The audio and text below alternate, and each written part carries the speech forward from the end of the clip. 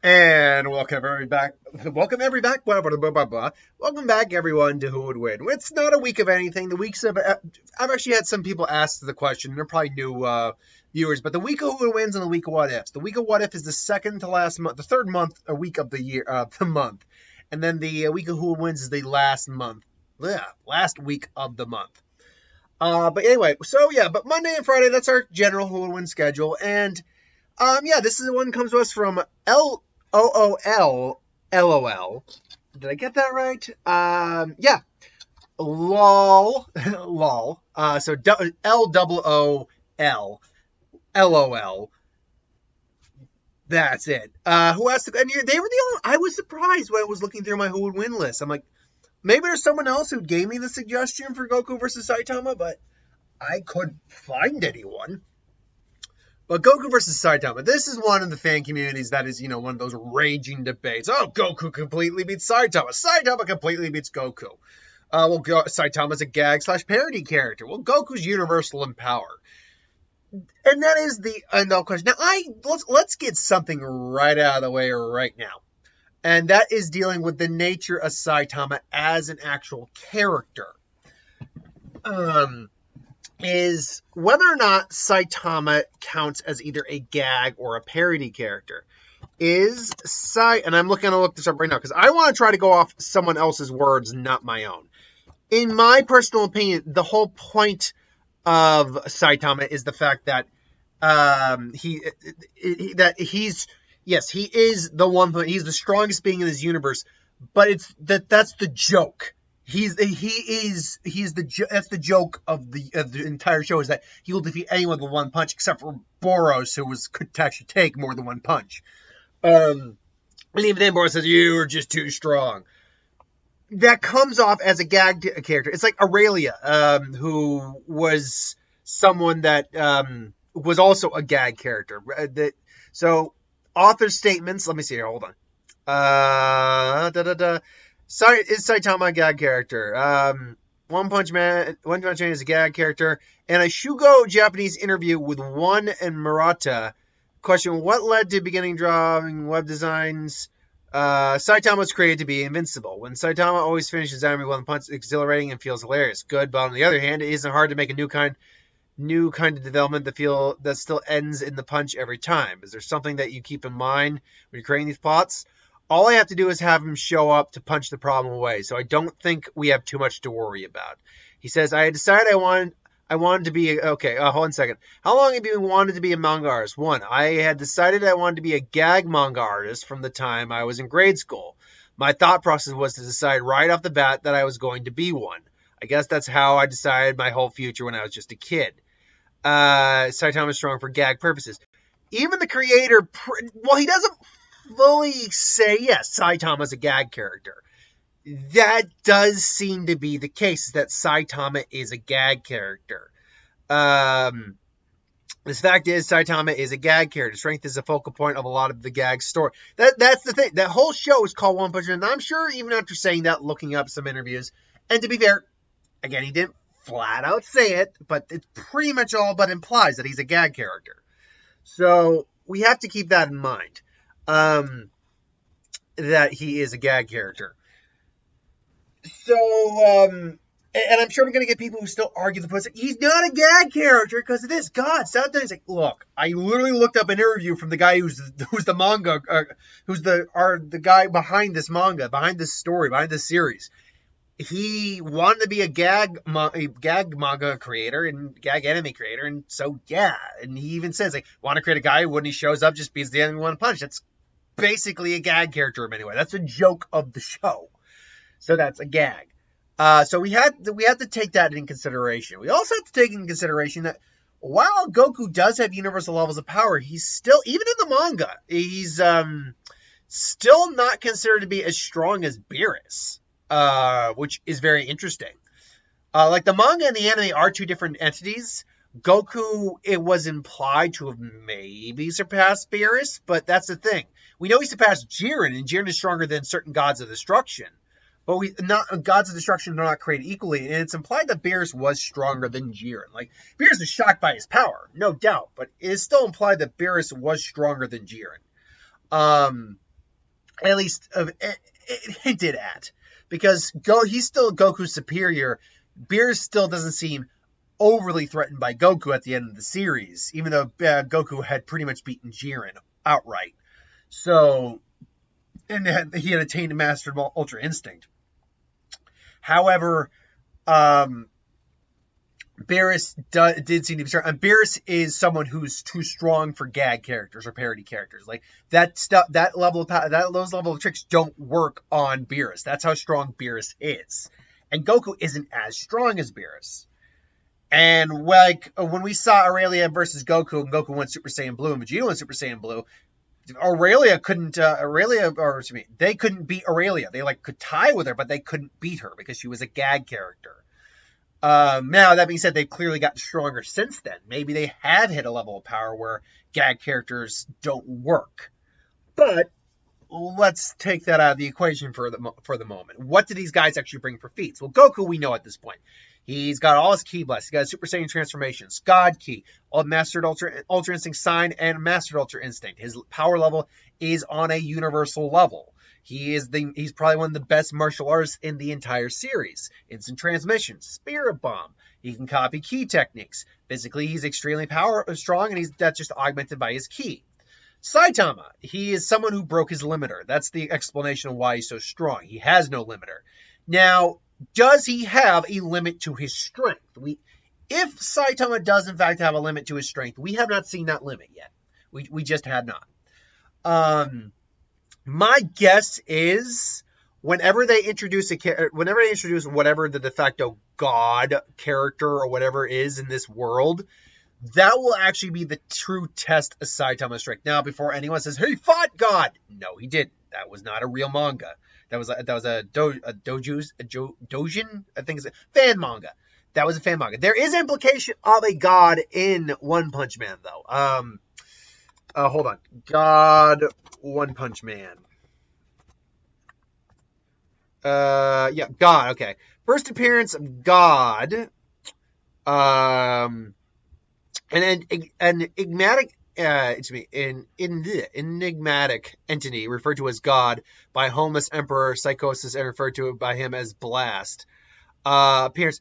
Its first appearance, God looked like a swinging gust of wind described in the outline of a built person. God is described by Psycho as reminiscent of Jupiter's surface with countless spiraling spots, imbricating over one another. That's an interesting word. When Saitama and Flashy Flash and Manako appeared through a hole while they were in the underground, God appeared to look like an extremely massive humanoid entity, so much so that it completely dwarfed the hole they appeared in, though none of them could see him. Personality-wise, God gave him he can give powers, enhanced abilities, though although his motives remain unknown. God apparently agrees with homeless beliefs that humanity is a worthless plague, an otherwise grand and beautiful planet. He also has a tendency to test whether people are worthy to receive his power or not. So far, he has not done much. It's clear he may be like a final antagonist when it's all said and done. As far as I know, One Punch Man is still going. It hasn't ended. But yeah, he has telepathy and power stone. But until Saitama and God duke it out, we're probably never going to see the true limit of Saitama's power, should he have one. What we do know from him is that even without going at 100%, probably not even going at like 10%, he can move at hypersonic speeds enough to keep up and react to speedsters in his universe who move at sonic speed, like hypersonic speeds as well. Durable enough to tank planet-busting blows, quite frankly. Lord Boros, I think the biggest one he ever took was like from Lord Boros, where, he took I think it's like the Roaring Thunder Star Cannon, whatever. The one that would have either destroyed or at least raised the planet's surface, and he, counteracted with his own attack. Now he possibly may have countered with his own attack because his sheer power is greater than his own defense. However, we've seen him handle severe gravity without an issue. We've seen him be blasted all the way to the moon, impact the moon, crater it, and be fine, and then jump back to the moon within seconds. His durability is nuts. That being said, though, he's still human. He can't survive in the vacuum of space. He needs air. So that is an actual way, because when he was in space, he really got, he did that. He held his breath. So, yeah, he's actually does have limitations due to the fact he is straight human. Goku, on the other hand, can actually survive in space due to his aura. He can't breathe in space, but his aura creates like it blocks the outside world from him, basically. So he can do that, which gives him a little bit of an edge in terms of environmental, compatibility. And then obviously strength-wise, Saitama has punched again a planet-busting attack, straight down the middle and just destroyed it. Which means his power at minimum is probably like solar system level, star-busting level minimum. Because he wasn't even Boros said you weren't even trying, you weren't even going all out, you were just too strong, and yet he was able to stop a planet-busting attack. He obviously destroyed the meteor, and he constantly just kills giant monsters with one punch. He doesn't really have any real fighting style, though. That I think is the catch with his just straight powers. The fact that it's hindered his ability to actually fight as a martial artist, which is why certain characters can one-up him in certain fields. What was the name? Not Garo. Was it Blast? Is that the name of the character? The old man. Blast. I believe that's his name, if I'm not mistaken. The old man, the martial artist. One second. Nope, not Blast. Sorry. What was the name of the old... you can tell I actually like One Punch Man fine. I don't go out of my way to watch it, though. Hold on. Garo. I know the name of that guy. Garo? Alright, so... And I know it's not Garo, who basically is someone who continually improves indefinitely. He was a Bang! That's the name of the martial artist. Bang was actually able to one-up Saitama in a game that children play where you got to move fast enough to hit the other person on the head with the mallet. And he was actually able to one-up Saitama. Saitama can actually be one-up in certain instances because Saitama, despite his strength, he's not dumb. He's average is the thing. He was a guy who just became a hero for fun. And therefore, it's not like he was studying or anything like that. No, he's just your regular guy in terms of intelligence. Physically, he surpasses pretty much everyone. That's the joke of the show. But that's where... And Goku isn't the brightest bulb either, but he is, in terms of fighting, a genius. He's a genius in terms of tactical knowledge, all that. I'd say someone like Piccolo is a better even tactician than him, but he's still a master martial artist. So his mind is programmed that way as well. So who wins in a fight? Who wins in a clash between these guys?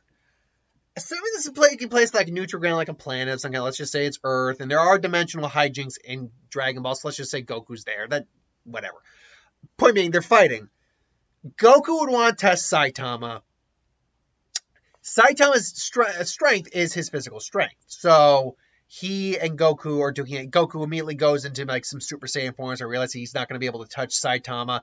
Now, as fast as Saitama is, we've seen characters land punches on Saitama. Saitama is not... If there's one area physically that Saitama actually lacks, it seems to be reaction speed and actual... we've seen him move supremely fast, but he takes hits more than he avoids hits when you really look at it.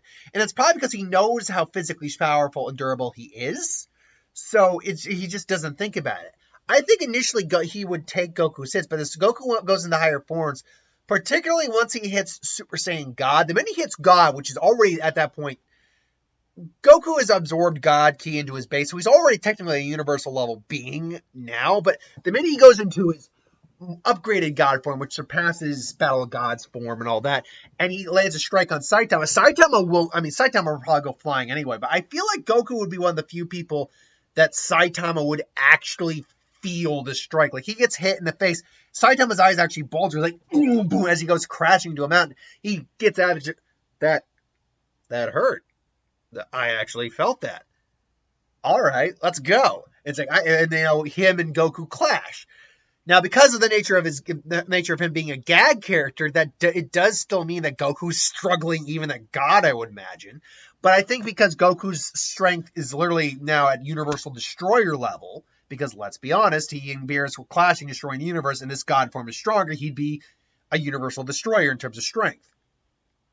Him and Saitama can clash. He can compensate with his ki, which is divine and universal in nature. And basically, him and Saitama are now clashing. Goku goes Super Saiyan Blue, adds Kaioken on there. I actually think Saitama would be overwhelmed. Because, again, without knowing the true upper limits of Saitama's strength, we can only speculate where it goes from there. Because Saitama's physical strength, even when he's letting loose, it doesn't threaten the natural plane of existence. It's not like he throws a punch and the universe just starts to quake.